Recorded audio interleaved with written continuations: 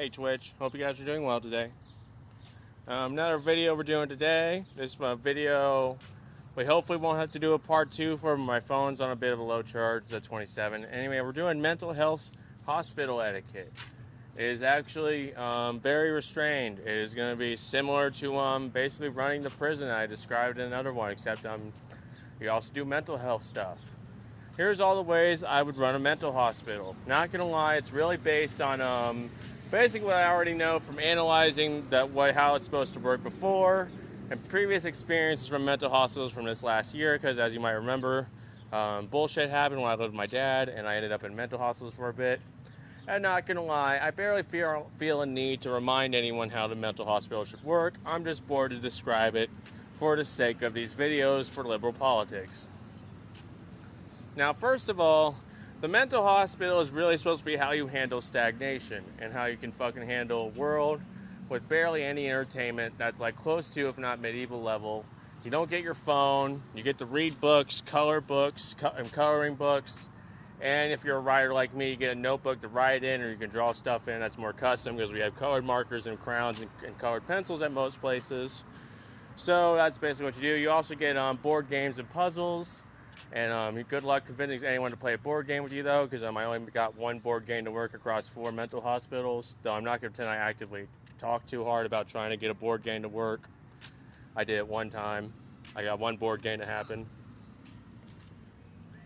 Anyway, so social etiquette, how for the mental hospital to work. We're going to start with how it should work for the patient. The patient is honestly supposed to be as calm as possible to get through the mental hospital and get out in a week. If you fuck up on a social level or abuse someone around you, you end up there for longer because you're mentally unstable. Unless, of course, your parents suck and they don't manage to pay for your mental hospital, then you just leave, because I know from personal experience, for long-term stays, the mental hospitals need paid for, or they always kick you out in a week, literally, or 10 days or something. They always do it. My mom was mad about it every time. It happened every time. She has to deal with it. Fucking anyway, so for those of you paying attention, wondering why I don't know what to tell you. You can't permanently put someone in a mental hospital. That's jail. You have to prove they did a crime to keep them in a room all day. Otherwise, mental instability just results in a week's worth of group talks and new pills. Yeah. So anyway, how it should work for a patient is, as I described, you're in a medieval level of entertainment. You don't get your phone. You'll get a TV in the group room. And the reason I don't want people to have a phone is for 2 reasons. One, I want to test how you are with your typical forms of entertainment and figure out how you can last in stagnation without them having something to entertain you the whole time. Basically because it ends up being like a funny button to me, where basically it's like turning a switch on to see if you can keep yourself entertained and stable without your phone around, or being able to talk to your friends on a regular basis or whatever. Because let's be honest, the phone is great for entertainment so hard it can get you through almost anything. And being forced to do stuff like share the TV with people, maybe watch a show you don't normally watch because someone else picked a show, like Shadowhunters. You never watch Shadowhunters, you have to deal with watching Shadowhunters, someone put it on. It's not that bad a show, by the way, I just didn't care for it. And you also have to deal with the fact you don't get your favorite books. There's just pre-selected books. You should be able to get a notebook if mental hospitals are real. I got a notebook multiple times. So I didn't ask every mental hospital for a notebook. I only asked like 2, but I did get to keep my notebooks in general from multiple mental hospitals. I would just bring my stuff in. Only one place didn't let me reuse my notebook, but I was also allowed to freaking get a new notebook for that place. So that was cool. Every mental hospital that wouldn't let me reuse my notebook gave me a notebook again.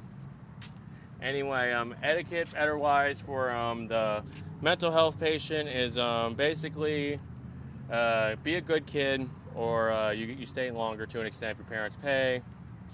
I'm repeating stuff with that. Moving on. Now we're gonna move on to how the faculty should work. Wait, before we move on, I gotta mention there's a no touching rule in mental hospitals, which I have mixed feelings on. I don't know. I'm a loner. I'd like to be able to hug people. But otherwise, it's like no touching rule makes sense. Because they don't want pregnancies. Or for fucking, I don't know, romance to bloom in a mental hospital. because then you have a new schizophrenic boyfriend that everyone's family members will be scared of because they were your mental hospital boyfriend. So that will suck. Anyway. Anyway, from there, the faculty had to be very restrained. Basically as restrained as I described a cop should be in my last video. Wait, no, the video before this one for cop etiquette. Because basically, it's similar to the cop situation, but a more annoying scenario. Basically, if you're weird as a mental health worker, you will be unstable enough to where you too can get put into mental hospital. It basically becomes a funny reverse Uno card if I prove you're corrupt enough to deserve to be in a mental health system because you you claimed you were allowed to rape me. Oh no, that's not a real law. Mental hospital or the jail cell.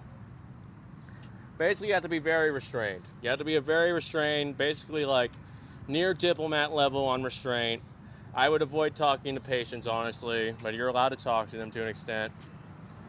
And for therapy sessions, you are to just like coach them. You're like supposed to give good advice. You're supposed to listen to their problems to an extent. But I'm not gonna lie, I never got one-on-one therapy. So I'm not even sure if that's real mental hospitals because I never got it. Never got one-on-one therapy session with anyone. I best had a psychiatrist appointment. That was it. No one wanted to talk about my trauma. That sucked. Anyway. Group therapy sessions are basically supposed to, based on patterns I've gone through, are basically supposed to teach coping mechanisms for you to stay calm and feel safe and stuff, and also help mediate conversations with people. I'm supposed to be able to just like be basically you get the skills to try and be like a decent diplomat so you don't end up in a fist fight because you were bad at socializing or something every fucking time. There was some pretty good unique advice at my last mental hospital, Rosenhaven or whatever, Rosencraven, some shit. My favorite one was that they would adjust the temperature in order to feel better, which I don't know. I remember it was a bit weird. And they claimed like turning the heat up could help sometimes. That was weird to me. I would just turn the heat down every time and cool myself off. But I don't know. It's like temperature regulation seemed neat just for changing the temperature of the room to cool off. I like that. And they also said stuff like, I think they said taking a shower could help. I like the idea of taking a shower to cool off. So that just supposed to teach a bunch of coping and anger management stuff in normal group therapy sessions. As well as you guys just play games and stuff in a group once in a while. Which I at least did a lot at Hendrix. That was nice. Basically, rules, let's see, anything else for mental hospital? Rules of etiquette is basically like a chat room for talking. No death threats, or else I will fucking put you in a room and trank you if I was in charge. Fucking, I don't like people being able to death threat me in a mental hospital. You're already all supposed to be mentally ill. If you keep being mentally ill with death threats, I'll try to have you arrested because you're a danger to society. So if I was in charge anyway. Anyway. Freaking, oh, there's one thing I have to explain about the structure of mental hospitals I didn't like. At my fourth mental hospital, Rosenhaven or whatever, they were a non-profit or some shit, so fucking they did not have as good a stock. They made people volunteer food. That was annoying for two reasons. One of the workers stole my fucking food. That was annoying. Let's just say bad stuff happened over that, as you can expect with a Street Fighter. Fucking nothing else though, because fucking they were illegal too. Anyway, fucking number two, I just didn't like having to deal with dry storage only for food. That was fucking annoying, especially because they wouldn't even let you have decent dry storage, like fucking a protein bar. Their rule for some reason was sweets only, which only makes sense for condensing food together in as small as packages as possible with like lots of calories, which tracks because I'm not gonna lie, a box of Oreos holds way more calories than a loaf of bread. But otherwise, it's fucking annoying because we have to be fat all day unless they fucking bring us real food that day with like protein and some nutrients. And I didn't like that basically all the food in the building had to be donation. So if I ran the mental hospital, I would make sure we have a good stock of food every time. And like my 3 mental hospitals before that one, because they were all great with this rule, where Rosenhaven sucks on this. 3 meals a day. Also, you would get snacks throughout the day every once in a while. They usually did it at like before lunch and after and before dinner and stuff. That was great. Snacks and food would be mandatory every time. Also for drinks, we'd have coffee in the morning, at least with water. I would do my first places rule setup with Sycamore Springs or whatever, where we would have multiple drink options, which were all juice in addition to water. They had like blueberry juice, fucking fruit punch and tropical punch or whatever. It was good times with that place. I loved their juice setup. That was great. Very great. Yeah. Multiple juices would be recommended, especially for hydration issues, because not gonna lie, Sycamore Springs had a problem in the second wing I got put in because they switched me up because basically they got bored of me being in a drug addict section, so they put me in another section because they figured I wasn't a drug addict, I guess, or something. Also because they needed to move people around for some reason. Anyway, there was a problem where my throat was really dry in the morning because I don't know, the fucking heating radiator was bad or something. I never figured it out. I didn't really care too hard because they always had juice in the morning, and the juice was so great for my throat that like it barely fucking mattered. I would just wake up with a really dry throat, drink a bunch of juice. That was great for dry throats. So I recommend that for mental hospitals. For when you have like a dry throat problem, put juice out. It will help everyone's throats a lot. Even if it's just apple juice, everything would help. Especially apple juice, because low key, there's a claim with a lot of juices that everything's just apple juice with flavoring. So just even regular apple juice would help a lot, literally. Just make sure to keep a lot of it out, especially if you have a full wing of people like basically all my mental hospitals did except for Rosenhaven or whatever. Fucking they only had like 6 people to a wing. Yeah. Anyway, let me think. Anything else? I won't lie, since we're in a mental hospital, I'm going to do a unique rule, which those of you who watch my cop video might be surprised by. It will not be just with same sex, it will be both sexes in the same wing. And that's basically to test your mental issues with both, if you respect women, and if I have to worry about you suddenly be a rapist, I have to like fucking give you therapy in addition to jail time about being a rapist. Yeah. Basically, it's a big old with that. I'm like testing you to make sure you're sane around women. And I don't suddenly get a fucking sexist Nazi alert on you. Either way, men to women, women to men. Yeah. Let's see. Anything else?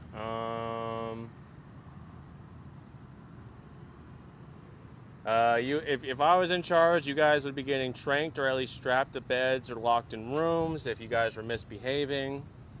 Literally, that'd be what I do. You'd at least get fucking manhandled into a room and the door locked behind you. Probably something like a quiet room. If you're lucky, I might have a book in there for you. I'm not gonna lie. I'm not sure I'll be able to prepare that every time, especially if you misbehave too hard. If you're lucky and it's my world, I might fucking put like a mail slot on the quiet room door so I can slide through a fucking book for you to read. Maybe have like the prison style in movies where they have like a tray that pushes out on your side of the wall so I can set the food through the mail slot on there so I don't have to touch you when I hand you food. What else? Obviously when it comes to handling pills, you would for the most part be told just to take what I suggest to you. I would not let you request your own medicines unless you could at least maybe I'll let you get over the counter stuff to an extent, like a fucking Mucinex if your nose is sniffling too hard, or fucking I would probably let you request over the counter medicine. You'd also get nicotine gum because I got nicotine gum. If I ruled hard enough, I might at least let you give a weed vape. I'm not sure I should guarantee that, but fucking, I shouldn't let you have a weed vape. That's me being too wishful. It's about stagnation. You'd be sustained as a drug addict on that one. You'd be lucky to let you have nicotine. That's just because every mental hospital lets you have cigarettes at least. And that's just mainly because I want to prove that you aren't an abusive drug addict on that one. It's me doing the fucking funny button of, you need to prove you're sane in every way, including if you're not an abusive drug addict. That's why you're in like a room of stagnation on a fucking mental health level with a near medieval level of fucking entertainment, or else fucking everything gets shitty. Because the more entertained you are, the more easy it is for you to stay sane. I want you to struggle a bit, because I want you to prove you're a sane person even in like a slightly stressful situation, such as you only have books and coloring pages and stuff to do, and you don't have your phone. Except, like, I will mention, I would probably do it like Hendrix is with calls, where I would say you guys get calling periods, and I would probably limit you on phone calls too, to an extent. I'd probably let you have 3 phone calls per session in total. Fucking that'd be it though. We would get I'd probably stick to the rule too of like maybe you only get 1 phone call session a day, especially because across 7 days you can get a lot of phone calls done, for better or for worse. I know I did. I hassled my family a lot because no one would fucking tell me what's happening next. They just kept saying dumb shit like change your pills because we don't believe you're good on them. And then fucking I had to change 4 mental hospitals before my pills finally got changed. It was fucking annoying. It was so annoying. It's only the struggle I get because fucking my mom shouldn't be able to fucking influence my medicine so hard that basically they fucking had to change my pills to keep me in a home. But that's what happens when your mom's a bitch and she doesn't think you're sane because of your pills. You have to change your pills so fucking everyone thinks you're sane again. It's fucking annoying. Anyway, anything else I need to say?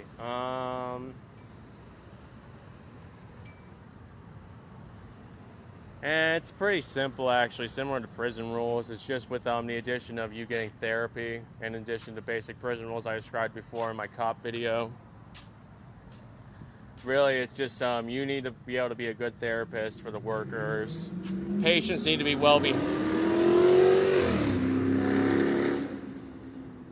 Patients need to be well behaved to get out in time and not justify their mom paying for a month or more longer stay in the mental hospital.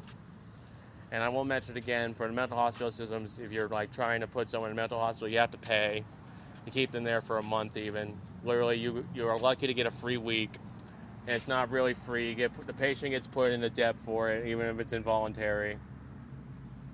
And that's fucking annoying because you doing that to your sibling or something, you literally put the victim into debt every time with the medical system when you put them in a mental hospital. To the point that surprisingly, you'll run out of money to keep putting them in a mental hospital, and you have to start paying. From my knowledge, from when I studied stuff before, the free system is 5 months, and that's even if you move around states. Literally, it's like if you change states with free mental hospitals, you get 5 months total of free mental hospitals. And then after that, you have to start paying to keep them in any longer. So good fun fact with that. So research that self. You start to think I'm wrong. Someone comment. I'll fucking research the mental health system and prove myself right or wrong. Anyway, anything else? Obviously, we'll state again not to abuse each other physically or emotionally, because that, even if I can't keep you in the mental hospital, I can at least send you to jail if you're abusive enough, especially on a physical level, because assault's always illegal in every state. So I can get bored after enough punches to the mouth to send you to jail. Don't rape anyone. Don't fucking emotionally abuse people, though honestly in a mental hospital, that's like, I just imagine based on the situation, it's hard for me to send you to jail over that. You just get to be a bitch, and I'll just let you leave in a week, unless someone pays for you to stay longer. Because emotional abuse is just yelling stuff like the N-word, and I don't know if I can regulate that too hard in a prison when you're already mentally unstable in a mental hospital. I think I'd have to try very hard to win a court case and send a mental health patient to jail for emotional abuse. That's just off the top of my head. I could be wrong. I don't know any cases about that shit. No sex, obviously. You don't get to have sex in the mental hospital. And that about covers it. I'm not gonna lie, there would be one more thing I'd add for my etiquette, which this is just based on previous experience with my mom and stuff, because she's a bitch. You're not allowed to fucking put people into mental hospitals involuntary unless you at least pay, or you at least have significant evidence that they're already mentally unstable. I would really make you do a fucking PowerPoint. Literally, I make you provide video evidence too, at least. It was up to me, because fucking, basically, they can just check you in without any proof. Even though I'm a very calm person to an extent. Fucking, it's so annoying. Anyway, literally, if I was in charge, I would make you fucking, I would also make you pay ahead of time. It was involuntary. Especially if you wanted a long-term visit. Literally, especially if it's a for-profit, for money. Why would I fucking do free stays? You should have to pay. They're lucky the healthcare system even lets people do a free week's worth of mental health care. People should have to pay up front when they do involuntary, especially if they're saying stuff like, you're going to stay there a month. That's why my mom kept threatening me with the mental health. She kept saying, you're going to stay there a month. She never paid, though. That's why I got out so fast. She never fucking paid for me to stay for a month because she's dumb and broke. Anyway, I believe that covers it on a basic level. Oh, right. I should describe the structure for rooms. If it was up to me for mental hospitals, I would probably stick with what they did at all the mental hospitals, which is I would vie with 2 people to a room. That's basically to see if you can handle a roommate situation. And again, it's a sanity test. Sanity test to see if you can handle a roommate without killing anyone. You don't get to do but 2 sexes in the same room though. It has to be men to men and women to women with multi-use rooms. I mean, multiple people to a room, same sex in those rooms. And that'll just be for the roommate sanity test. In addition, let me think. I would probably do the same with my with 2 mental hospitals. What I did, my first 2 actually, I would put a shower in the room with that you're living in, because I just thought that was nice. I would ignore their rules because both of them try to regulate when you take showers. I would tell them to shut up and I take a shower when I want because I'm bored. And also because I want to look good for the other people around. We're in a mental hospital, bros. Y'all know what I mean. Especially because I don't like bad hygiene. We're in close quarters all day. So I won't lie. Did I take too many showers? Yes. Do I care? No. If you don't like it, shut the shower water off. You can. It's a society where plumbers are real. Learn to shut the water off in the bathroom after shower time's over. Anyway, what else? I would also say, since I mentioned no phones, you don't get to bring in an Xbox or any game systems or anything, no DVD players. You're all stuck with the group TV for electronic entertainment. You don't get to fucking have a private Xbox and TV in your room. You are part of it's just supposed to be the fact I'm supposed to force you to socialize to an extent. And some of it's just I want to prove you can exist in that room without having your Xbox or phone to entertain yourself with, so you can be antisocial all day, because I want to make sure you're like again, not a sexist retard that would yell the N-word at a woman because she didn't want to date you or something. Yeah.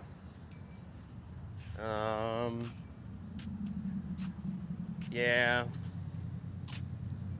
I probably might let you do Rosencrantz rules, because I really liked it, where I let you at least have phone time for 1 hour a day. That was nice. 1 hour a day, maybe more if I'm skipping like a group event or something that day. Because that was just a nice way for people to take a break from no entertainment and feel like they have a soul again. That just sounds nice. Rosencraven was good for that. And that's about it. Is there anything else I need to say?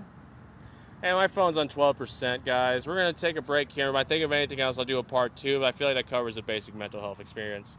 Peace and love, guys.